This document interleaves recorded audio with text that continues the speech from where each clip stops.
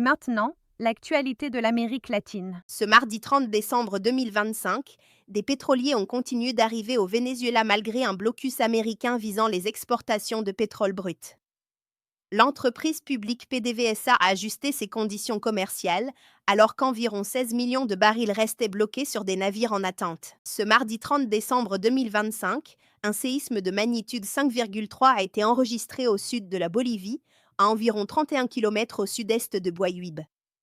Le tremblement de terre s'est produit à une profondeur d'environ 547 km, sans bilan confirmé à ce stade. Ce mardi 30 décembre 2025, l'administration américaine a annoncé des sanctions visant 10 personnes et entités en Iran et au Venezuela pour des activités liées à des programmes de drones et de missiles. Les autorités américaines ont présenté ces mesures comme une action contre la prolifération et les réseaux d'approvisionnement. Ce mercredi 31 décembre 2025, au Honduras, le candidat arrivé second à l'élection présidentielle a déposé un recours devant le tribunal électoral afin de contester les résultats annoncés. L'autorité électorale a confirmé un écart inférieur à 1%, tandis que les forces de sécurité ont été placées en vigilance autour des institutions. Ce mercredi 31 décembre 2025, au Mexique, le gouvernement a confirmé l'entrée en vigueur imminente de nouveaux droits de douane sur des importations provenant de pays sans accord de libre-échange. Les autorités ont indiqué que ces mesures visaient la protection de l'industrie nationale et de l'emploi. Ce mercredi 31 décembre 2025, au Pérou, 2 trains sont entrés en collision frontale sur une ligne touristique menant à Machu Picchu, dans la région de Cusco.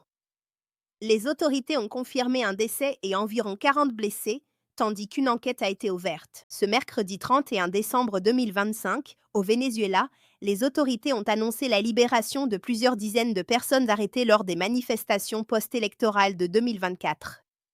Des organisations de défense des droits humains ont confirmé partiellement ces libérations, tout en appelant à des vérifications supplémentaires. Ce mercredi 31 décembre 2025, un juge fédéral américain a suspendu la suppression du statut de protection temporaire pour des ressortissants honduriens et nicaraguayens.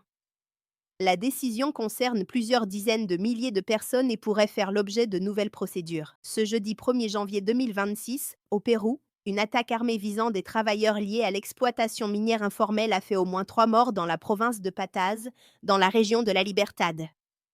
Les autorités ont renforcé la présence policière face à la criminalité organisée. Ce jeudi 1er janvier 2026, au Mexique, les nouveaux droits de douane sur des milliers de produits importés sont officiellement entrés en vigueur.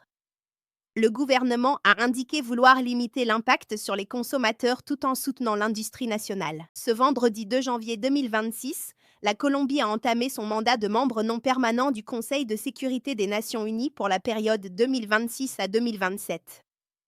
Le pays avait obtenu 180 voix lors du vote à l'Assemblée générale. Dans la nuit du vendredi 2 au samedi 3 janvier 2026, les États-Unis ont lancé une opération militaire de grande ampleur contre la République bolivarienne du Venezuela, visant notamment des installations à Caracas.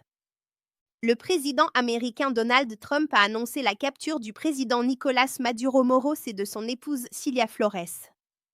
Donald Trump a déclaré que Nicolás Maduro serait jugé aux États-Unis, précisant que l'administration américaine assurerait temporairement la gestion du Venezuela en attendant une transition. Les autorités vénézuéliennes ont dénoncé une agression militaire et demandé des preuves de vie. Plusieurs gouvernements et organisations internationales ont condamné l'intervention américaine, invoquant une violation du droit international et de la souveraineté du Venezuela. D'autres dirigeants régionaux ont exprimé des positions favorables ou prudentes, tandis qu'aucun bilan humain indépendant n'était confirmé. La situation est restée fluide et contestée, avec des implications régionales majeures pour la sécurité, le droit international et les relations diplomatiques entre les États-Unis, l'Amérique latine et leurs partenaires. Ce vendredi 2 janvier 2025, en Haïti, un contingent de forces de sécurité en provenance du Guatemala et du Salvador est arrivé à Port-au-Prince afin de renforcer la mission internationale soutenue par les Nations Unies.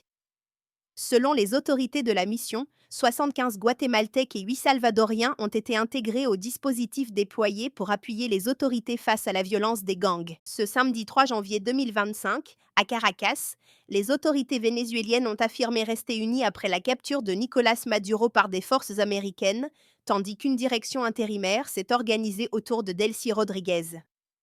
Les forces armées ont réaffirmé leur position institutionnelle, alors qu'aucun bilan humain consolidé n'était encore disponible. Ce samedi 3 janvier 2025, à Washington, le secrétaire d'État américain Marco Rubio a déclaré que les États-Unis ne prévoyaient pas de gérer le Venezuela au quotidien.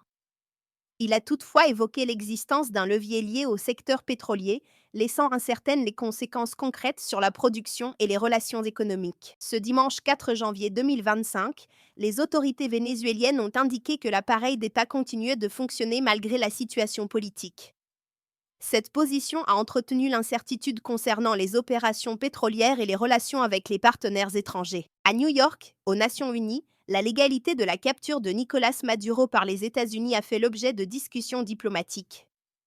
Les échanges ont porté sur des questions de droit international et de souveraineté, sans qu'aucune résolution ou décision formelle ne soit arrêtée. Enfin, plusieurs gouvernements ont publié des déclarations officielles appelant à la retenue et au respect du droit international après les frappes menées au Venezuela.